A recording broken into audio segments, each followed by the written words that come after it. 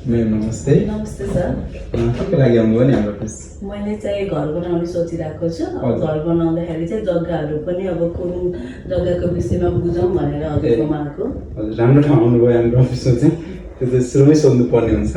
के छ भन्दा तपाईँले सुरुमा लोकेसनको कुरा गरौँ न। लोकेसन कस्तो ठाउँमा जग्गा किन्न लाउनुभयो, त्यहाँ सेवा सुविधाहरू के छ?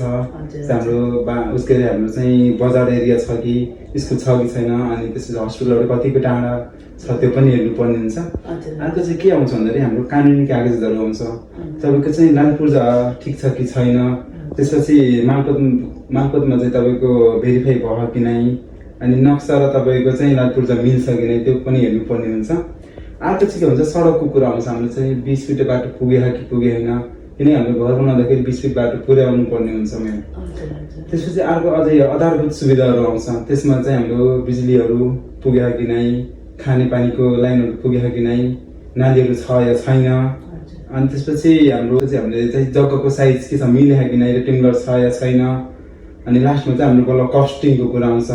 अब कति परेछ जग्गालाई, जग्गा त सस्तो नै पाइन्छ नि त मार्केटमा, त्यही सबै चाहिँ हेर्नुपर्ने हुन्छ म्याम।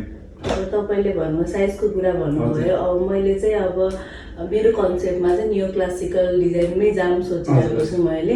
अब त्यो डिजाइन गर्नलाई चाहिँ मैले कति दूर कति कट्ठा जग्गा किन्दाखेरि मैले सोचेको र तपाईँलाई डिजाइन गर्दा पनि असहज नहुने तरिकाको अब जग्गाको डाइमेन्सनहरू के बताउनु मिल्छ भने बताइदिनु। मिल्छ म्याम, तपाईँले राम्रो क्वेसन गर्नुभयो चाहिँ, किनकि हाम्रो चाहिँ अब आफ्नो बजेट पनि त हेर्नु पऱ्यो नि त।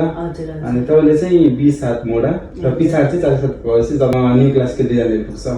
त्यही तपाईँको चाहिँ बाटो 20 फिट पुग्नु पर्ने हुन्छ।